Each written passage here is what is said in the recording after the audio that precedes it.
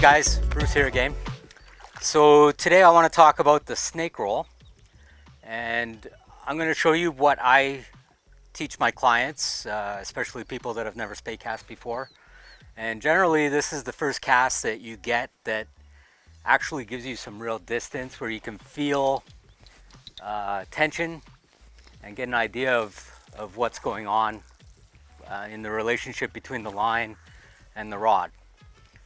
So the way I teach it, and first thing you have to remember is you always want the wind blowing this way.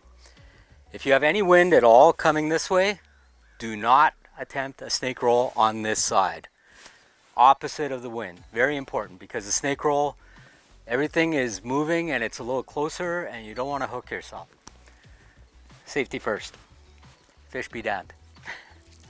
So what I teach is to start with the rod tip behind me. I do a lift, and if you remember the lift sequence, there's always a lift, no matter what cast you're doing. You'll see a lot of people, they just make a circle and they think they're snake rolling. But if you don't do a lift, you have no control over the line.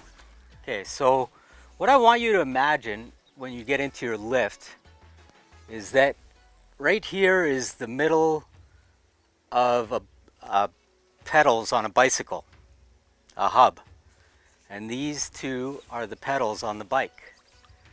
But what I want you to think about is that you have a larger pedal, a longer pedal on this side, and a shorter pedal on this side, so that it looks more like this, so that the bottom hand is doing more of the work. So we start with the rod tip behind us, and you see I'm not reaching behind me.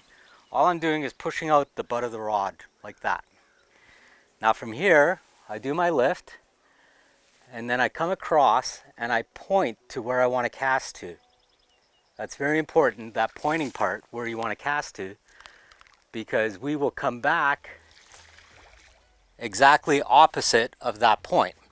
So if I go too far across on my circle, then when I sweep across, I'm not 180 degrees to where I want to cast to. I'm messed up. I lose all kinds of tension.